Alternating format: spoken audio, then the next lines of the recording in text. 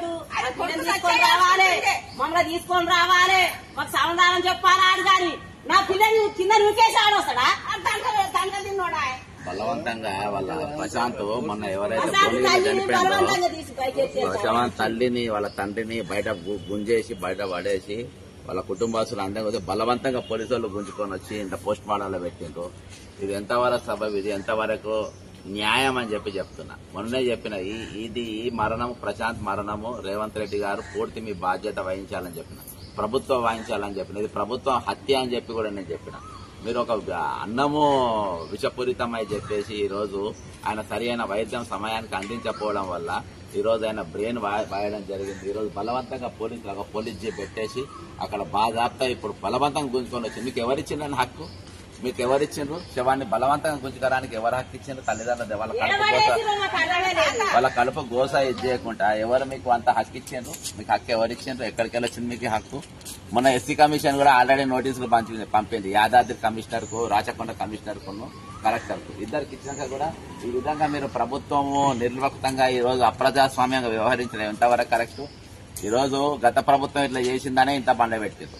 మీరు కూడా ఇట్నే చేసుకుంటా పోతే ఎట్లా చెప్పు? ఒక సంఘటన తర్వాత ఒక సంఘటన నిన్న మళ్ళీ 60 మంది మందోళ్ళ మళ్ళీ 60 మంది పిల్లలు అస్వస్థలు అయితే 2-3 మెమోలు ఇచ్చి తప్పించుకున్నారు. ఇది శాశ్వతమైన పరిష్కారం చేసే విధంగా మీరు చేస్తలేరు. ఏదేమైనప్పటికీ పోస్ట్ మార్టం ముందు ఈ పోస్ట్ మార్టం దగ్గర మనం ఉన్నాము. తల్లిదండ్రుల గోసదూరు బలవంతంగా వాళ్ళని బయట జీబులకి వెళ్ళి గుంజి బయట పడేసి వాళ్ళ శవాన్ని ఎత్తుకొచ్చే హక్కు ఎవరిచ్చిండ్రు? మీకు ఎక్కడిది హక్కు? బలవంతంగా గుంజుకొచ్చే హక్కు మీకు ఎవరిచ్చిండ్రు? బాడీని ఇదేనా మీకు మీరు చేసేది? దీనికోసమేనా మీ ప్రభుత్వం ఉండేది? దేనికోసం ఉన్నది ఇది? ఈ ప్రజాస్వామ్యం ఉన్నా నియంత్రణలు ఉన్నామా? ఎందుకో తెలంగాణ వచ్చిన తర్వాత ఎందుకు ఇట్లా కొనసాగిస్తే ఎంత మంది బిడ్డలు పడి చనిపోయారు, ఎంత మంది చనిపోయారు. ఇయాటి కూడా అదే కొనసాగిస్తే ఏ విధంగా సబబు చెప్పండి? అందరూ మాట్లాడకుంటే ఎట్లా? కలెక్టర్ గారు రావాలి, అందరు రావాలి, ఆ కుటుంబానికి నష్టపరిహారం చేయాలి, వాళ్ళకి ఎక్కడ నష్టపోయినా ఏం చేయాలి. మీరు ప్రశాంత్ అయితే మీరు తీసుకురాలి, వాస్తవం అది మీ వల్ల కాదు. కానీ ఈ రోజు జరిగేది ఏంది? మీరు వాళ్ళ సంతకాలు లేకుండా బాడీ ఎట్లా లిఫ్ట్ చేసింది చెప్పండి? సంతకాలు పెట్టిందా సార్ మీరు? సంతకం పెట్టిందా మీరు? పెట్టలేదు. మేము సంతకం పెట్టలేదు సార్. ఎవరు పెట్టలే కదా మరి? పెట్టండి. ఎస్ఐ దౌర్జన్యం చేసిండు. ఎస్ఐ తెలుగు చూపించిండు, గవర్నమెంట్ తెలుగు చూపించిండు. మా అందరిని పక్కకు నూకేసి మా భార్యను మా అక్కను అంబులెన్స్ ఉంటే వాళ్ళని చేయబట్టి బయటకు గుంజేసి అంబులెన్స్ డోర్ వేసుకొని తీసుకొచ్చి లేచిపోయిండు. ఇది పోస్ట్ మార్టం తీసుకుపోదాం అనుకున్నాం. మేము భువనగిరి తీసుకుపోదాం అనుకున్నాం. భువనగిరి తీసుకుపోయి పోస్ట్ మార్టం అక్కడ చేద్దాం అనుకుంటారు. మీరందరినీ నూకేసి మీరందరినీ గుంజేసి మీరు ఈ విధంగా బాడీని తీసుకొచ్చి పేదోళ్ళు అంటే పేదోళ్ళ బతికే హక్కు లేదా? పేదోళ్ళు పల్లెల్లో చదువుకోవద్దా? పేదోళ్ళు స్కూళ్ళలో పోవద్దా? పేదోళ్ళ వైద్యం అందద్దా? ఇక్కడ ఏం చేస్తుంది? ఈ విధంగా ఎక్కడ చేస్తుండ్రు? మీరు ఏం చేస్తుంది ఇక్కడ? వాళ్ళు చాలా దౌర్జన్యం చేశారు సార్. మన ఎస్సీలోనే నమ్మకం లేకుండా మేము 144 సెక్షన్ పెడతాం, 20 మంది పోలీసులు వచ్చి మిమ్మల్ని దౌర్జన్యం చేసి బేరీ చెప్పారు సార్ ఎస్ఐ. వీళ్ళు గుండాలా రౌడీలా? చెప్పండి ముఖ్యమంత్రి గారు, వీళ్ళు గుండాలా రౌడీలా? ఒకసారి మేము చెప్తున్నాము, మా అంతలో మేము చెప్తున్నాం, అంత సైలెంట్ ఉంటేనే ఉండరు, లేకపోతే మేము తర్వాత చేసే ప్రయత్నం మీరే బలైతారని చెప్పేసి పోలీసులు బెదిరించి దౌర్జన్యంగా తీసుకొచ్చారు సార్. మేము ఆల్రెడీ చెప్పాం, మాట్లాడిన తర్వాత ఇస్తాం, పోస్ట్ మార్టం మీకు అప్పగిస్తామని చెప్పాం సార్. మేము చెప్పినా కూడా రెస్పాండ్ కాక అది ఆర్డీఓ అమ్మారు వాళ్ళందరూ వచ్చారు సార్. వాళ్ళు రెస్పాండ్ కాదు, బెంచ్కి వస్తున్నా కూడా రెస్పాండ్ కాకుండా వాళ్ళంత దౌర్జన్యం ఏం తెలియనట్టుగా పక్కకు కూర్చున్నారు సార్. వాళ్ళు రెస్పాండ్ అవ్వని చెప్తే మాకు ఏం చెప్తే తెలియనట్టుగా అంత దౌర్జన్యంగా చూస్తున్నారు. ప్రశాంత్ది ప్రభుత్వ హత్య కాకుంటే ఏంటి చెప్పండి? ప్రభుత్వ హత్య కాకుంటే ఏమన్నా వాళ్ళ నెగ్లిజెన్స్ వల్ల ఇది ఇదాకా వచ్చింది సార్. వాళ్ళే కరెక్ట్ గా ఉండింటే కరెక్ట్ అయిన ఫుడ్ ఇచ్చింటే ఇదాకా వచ్చేది కాదు కదా సార్. వాళ్ళు చేసిన ద్రోహం ఇవన్నీ నమ్మకం, దాని వల్లనే అశ్రద్ధ వల్లనే ప్రశాంత్ అనేది మరణానికి కారకులు పూర్తి బాధ్యత గవర్నమెంట్ వహించాల్సి వచ్చింది సార్. వాళ్ళు చేసిన పాపానికి వాళ్ళ మూల్యం చెల్లించాల్సిన బాధ్యత కూడా వాళ్ళకు ఉంటుంది సార్. ఇదైతే మీరు తీవ్రంగా కట్టించవలసిందిగా ప్రజా సంఘాలను మరియు కుల సంఘాలను మేము అప్పీల్ చేస్తున్నాం సార్. దీని గురించి స్పందించవలసింది. అందరు మాట్లాడాలి.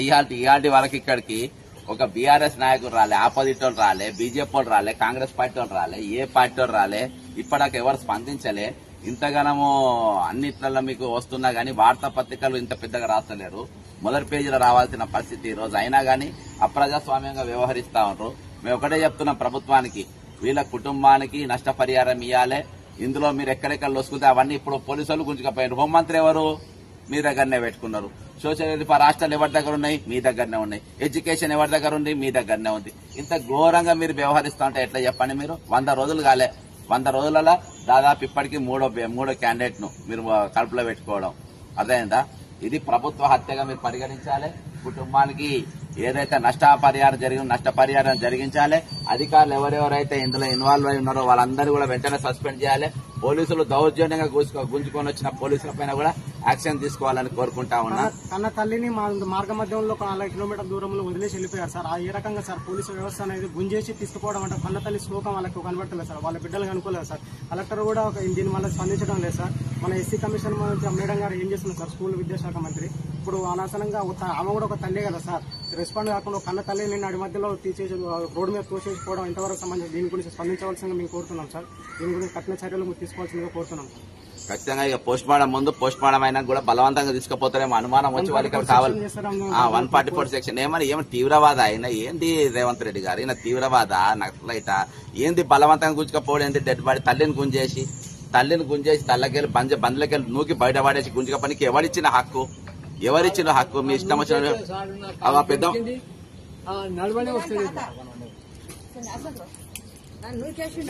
నువ్వు చేసి దర్వాజ గుంజుకొని బంద్ చేసి వేసుకొని పోయింది సారు. చెప్తే కూడా నిలబడదే, మా వాళ్ళు వస్తున్నా అంటే కూడా నిలబడే. అంత దౌర్యంగా నిలబడదు అనుకుంటా నువ్వు కేసిపోయాడు. ఎవరో తెలియదా పోలీసు వాళ్ళకు? మీకు ఎవరో తెలియదా? వాళ్ళ తాత పెద్ద మనిషి వయసు కనబడతలేదా మీకు నూకేయనికి? వాళ్ళ మనవాడు చచ్చిపోతే ఈ రోజు మనవాడిని శవం చూడడానికి తాత వచ్చిందనంటే మీరు ఎక్కడున్నారు ఈ రోజు? అర్థమైందా? ఇది మాత్రం పూర్తిగా మేము అందరము ఖండిస్తా ఉన్నాం.